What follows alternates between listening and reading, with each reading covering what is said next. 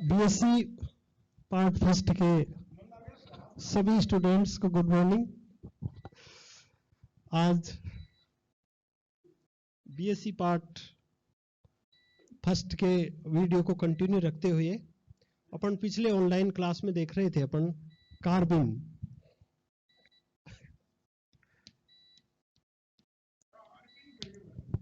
और अपन ने पढ़ा था general introduction, type of carbon and stability of carbon. आज अपन देखते हैं कार्बन फॉर्मेशन।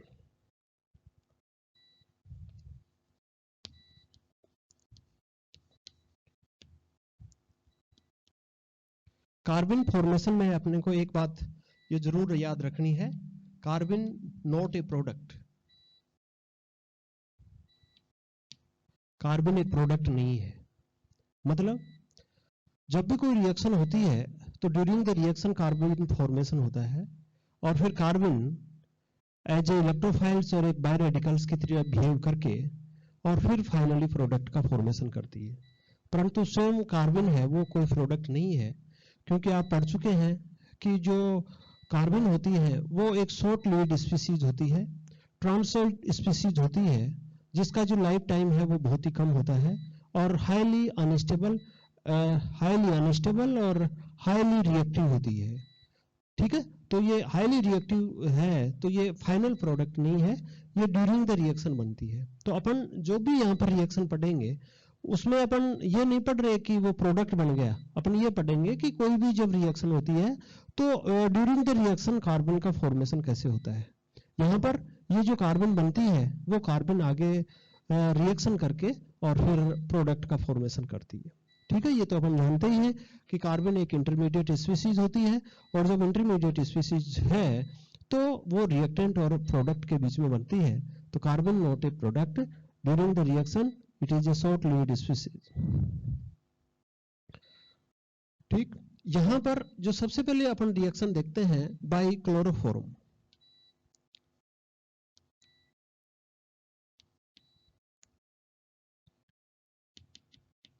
क्लोरोफॉर्म में अपन यहां पर देखेंगे जैसे Cl, C, Cl, Cl और EH।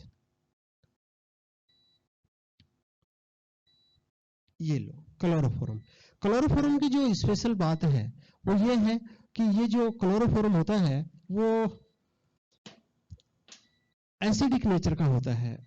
इसकी एसिडिक नेचर होती है और वो एसिडिक नेचर इसलिए होती है क्योंकि यहाँ पर ये हाइड्रोजन है और यहाँ पर ये जो कार्बन है, क्लोरीन है, उन क्लोरीन का इलेक्ट्रोनेगेटिव इफेक्ट होगा और इलेक्ट्रोनेगेटिव इफेक्ट से यदि ये हाइड्रोजन H+ के रूप में हटता है तो इस कार्बन पर जो नेगेटिव चार्ज है वो काफी हद तक स्टेबल हो जाता है। इस कारण से जो क्लोरोफॉर्म है वो एसिडिक नेचर शो करता है। यदि आप इसकी रिएक्शन किसी क्षार के साथ में करवाते हैं, वो क्षार NaOH हो सकता है, वो क्षार KOH हो सकता है, वो क्षार सोडियम इथोक्साइड हो सकता है, वो क्षार टर्सरी मिथिल ब्यूटोक्साइड हो सकता है। इनमें किसी भी क्षार की प्रेजेंस में यदि आप क्लोरोफॉर्म से रिएक्शन करवाते हैं तो यहां पर देखिए, जैसे मान लीजिए ये NaOH और यहां पर जब रिएक्शन होगी तो ये क्षारीय माध्यम में यहां से ये H+ है वो आयन इस तरीके से यहां से निकलेगा और यहां पर ये H2O और यहां पर बनेगा Cl, C, Cl, Cl और नेगेटिव चार्ज। यहां पर आप देख रहे हो कि ये जो कार्बन एटम है उसके पास में एक्स्ट्रा इलेक्ट्रॉन डेंसिटी है। 3 इलेक्ट्रॉन तो क्लोरीन के और 2 इलेक्ट्रॉन यहां पर। तो इसके पास में आउटर मोस्ट सेल में, कार्बन के खुद के आउटर मोस्ट सेल में 5 इलेक्ट्रॉन है। और आप जानते हैं, ये अच्छी तरीके से जानते हैं कि कार्बन के आउटर मोस्ट सेल में 4 इलेक्ट्रॉन होते हैं।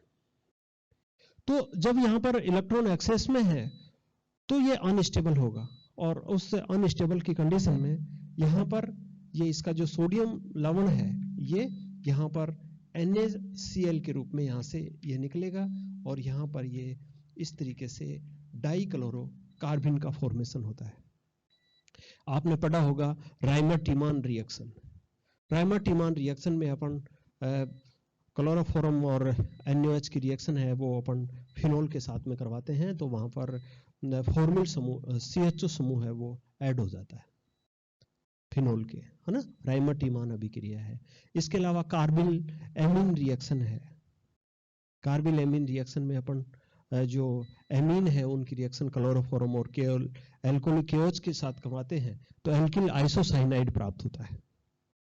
तो ये जैसे राइमर-टीमान रिएक्शन है, कार्बिल एमीन रिएक्शन है, उसमें आप क्लोरोफॉर्म और KOH लेते हैं, और यहाँ पर क्लोरोफॉर्म और KOH लेते हैं, तो during the carbylamine reaction, during the Reimer Tiemann reaction dichlorocarbene का फॉर्मेशन होता है, और वो डाइक्लोरोकार्बिन का फॉर्मेशन होगा तो वो आगे रिएक्शन करके प्रोडक्ट में चेंज कर देती है रिएक्टेंट को, या रिएक्शन है वो फाइनली प्रोडक्ट देता है।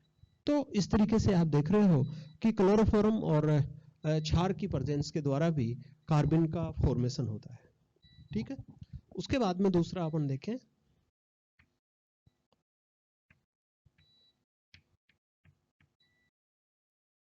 ये इसको अपन बोलते हैं कीटीन।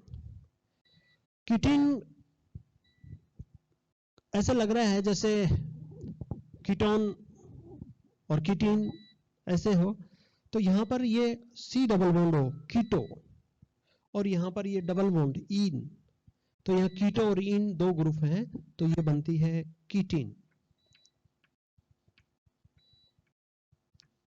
और जब इसका अपन पायरोलाइसिस या फोटोलाइसिस उच्च ताप के ऊपर या HNO की प्रेजेंस में फोटोकेमिकल कंडीशन में इसका लाइसिस हो जाता है, इसका विखंडन हो जाता है, इसका क्लीवेज हो जाता है, और यहाँ पर अपन लिख सकते हैं इन पायरोलाइसिस या फोटोलाइसिस कंडीशन में यहाँ पर ये CH2 और यहाँ पर कार्बन मोनोऑक्साइड गैस है वो रिलीज होती है।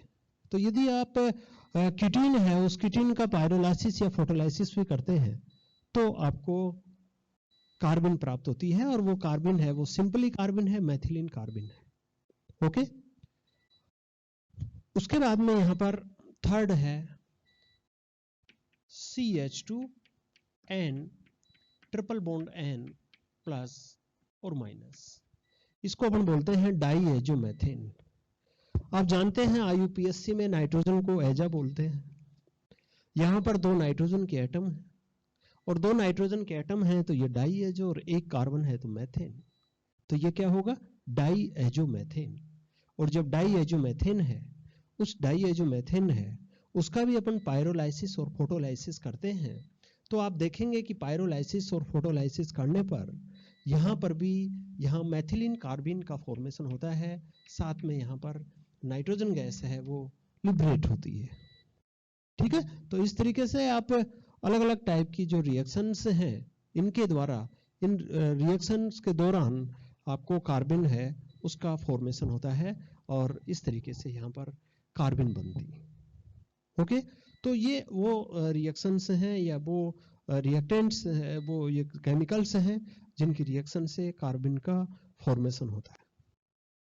उसके बाद में देखिए, यदि आप रिएक्शन ऑफ कार्बन देखें तो रिएक्शन ऑफ कार्बन की भी अपन स्टडी करते हैं।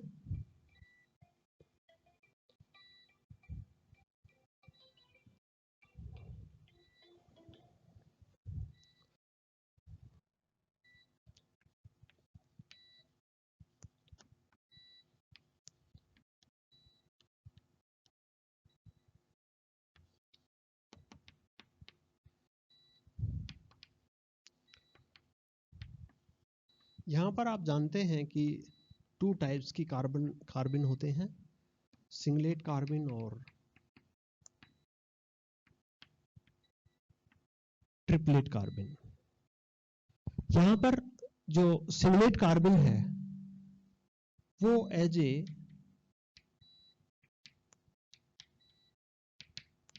इलेक्ट्रोफाइल्स की तरह बिहेव करती है, और जो ट्रिपलेट कार्बन है वो डाई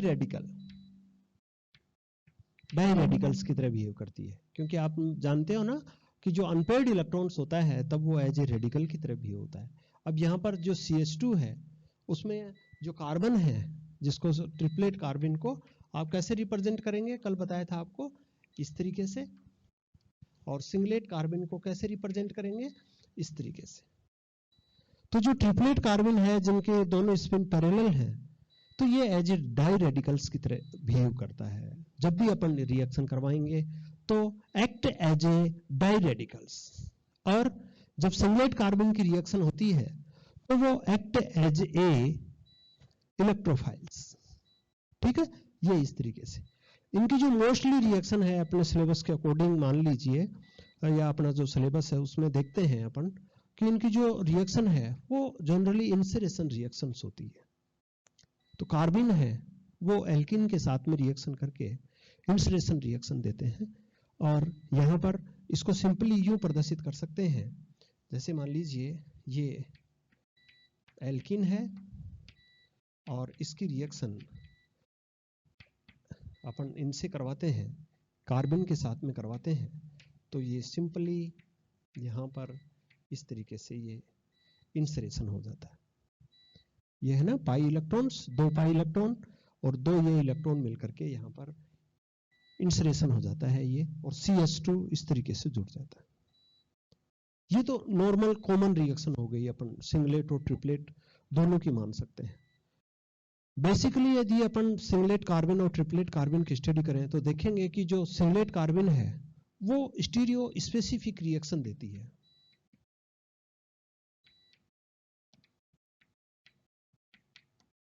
और जो ट्रिपलेट कार्बन है वो स्टीरियो सेलेक्टिव रिएक्शन देती है।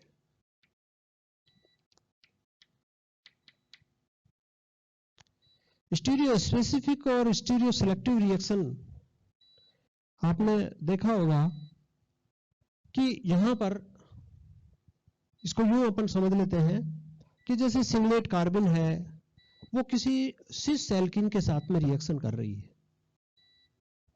और सिस एल्किन के साथ में रिएक्शन करेगी तो जो प्रोडक्ट बनेगा वो सिस प्रोडक्ट ही बनेगा, और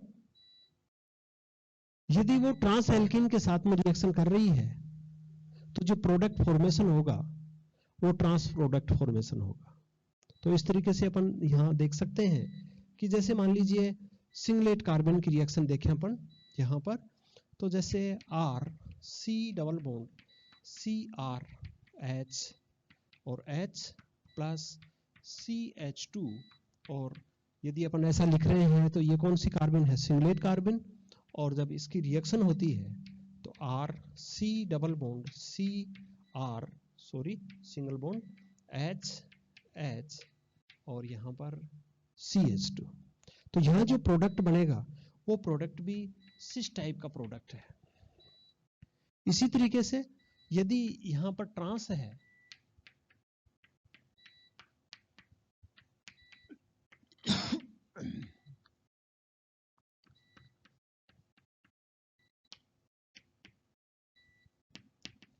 यहाँ ट्रांस एल्किन है और यहाँ पर आप सिंगलेट कार्बन से रिएक्शन करवाते हैं तो जो प्रोडक्ट बनेगा वो प्रोडक्ट भी ट्रांस प्रोडक्ट ही बनेगा,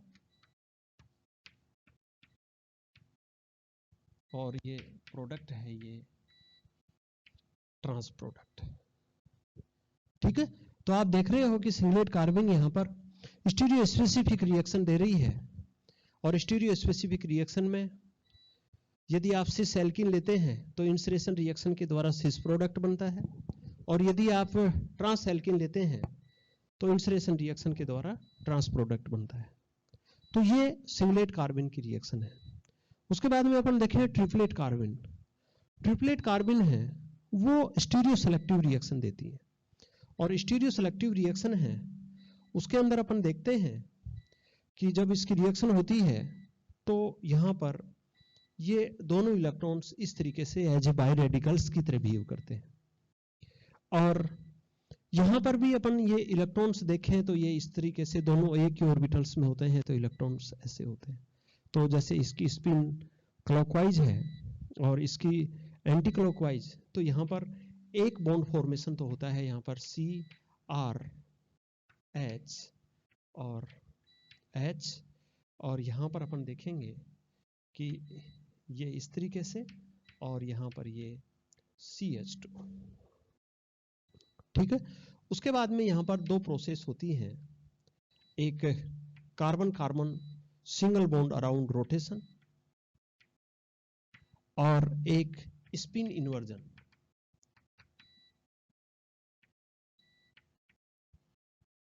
तो कार्बन कार्बन सिंगल बॉन्ड के रोटेशन होगा तो इस तरीके से, तो यहां पर R CH CH R और यहां पर ये CH2।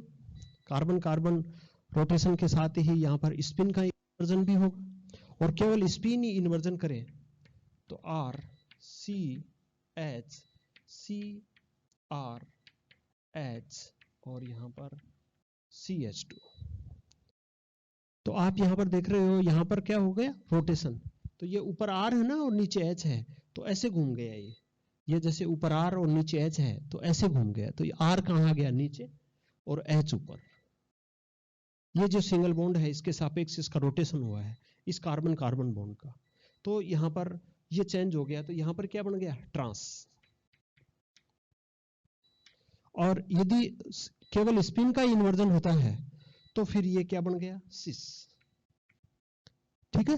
तो यहां स्टीरियो सेलेक्टिव रिएक्शन का मतलब दोनों स्टीरियो आइसोमर बनते हैं, ट्रांस और सिस, और एक स्टीरियो आइसोमर्स है वो दूसरे स्टोमर आइसोमर की तुलना में उसकी जो एनांशियोमेरिक एक्सिस है वो ज्यादा होती है, या यूं कहें कि उसका जो प्रतिशत कंपोजिशन है बढ़ने का वो ज्यादा होती है। तो इस तरीके की जो रिएक्शन है वो स्टीरियो सेलेक्टिव कहलाती है।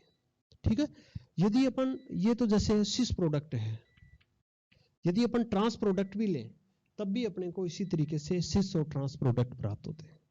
ठीक है। तो यदि सिस है तो सिस की मात्रा ज्यादा होगी, ट्रांस की कम होगी, और ट्रांस ले रहे हैं तो ट्रांस की ज्यादा होगी, सिस की कम होगी, परंतु बनेंगे दोनों, सिस और ट्रांस दोनों बनेंगे। तो ऐसी रिएक्शन है वो स्टीरियो सेलेक्टिव रिएक्शन कहलाती है। तो इसका रिएक्शन ऑफ कार्बन अपने सिलेबस में खैर ज्यादा नहीं है, फिर भी मैंने ये बता दिया है। तो इसको अपने को ध्यान में रखना है कि सिंगलेट कार्बन एज इलेक्ट्रोफाइल्स की तरह बिहेव करेगी, इसको इस तरीके से रिप्रेजेंट करते हैं, और ये स्टीरियो स्पेसिफिक रिएक्शन देते हैं। सिस एल्किन के साथ में सिस प्रोडक्ट और ट्रांस एल्किन के साथ में ट्रांस प्रोडक्ट। ट्रिपलेट कार्बन है वो एज ए डायरेडिकल्स की तरह बिहेव करती है, और इसको अपन इस तरीके से रिप्रेजेंट करते हैं, और ये स्टीरियो सेलेक्टिव रिएक्शन देती है। स्टीरियो सेलेक्टिव का मतलब यदि अपन ट्रांस एल्किन के साथ में रिएक्शन करवाते हैं तो सिस और ट्रांस दोनों प्रोडक्ट बनते हैं, और दोनों प्रोडक्ट एक मोर अमाउंट में बनता है और दूसरा लेस अमाउंट में बनता है, पर बनते दोनों प्रोडक्ट हैं। चाहे सिस लें तब भी सिस और ट्रांस बनेंगे, और यदि ट्रांस लेते हैं तब भी सिस और ट्रांस बनते हैं। ठीक है। तो इस तरीके से ये स्टीरियो सेलेक्टिव रिएक्शन देते हैं। तो इस तरीके से आपने कार्बन का introduction, type of carbon, carbon stability of carbon, और उसके बाद में आपने ये देखा है कार्बन फॉर्मेशन और यहाँ पर रिएक्शन ऑफ कार्बन। तो इस तरीके से ये कार्बन का जो टॉपिक है वो आपका कंप्लीट हो गया है। आपको समझ में आया होगा, आप इसको ध्यान से पढ़ें। Thank you.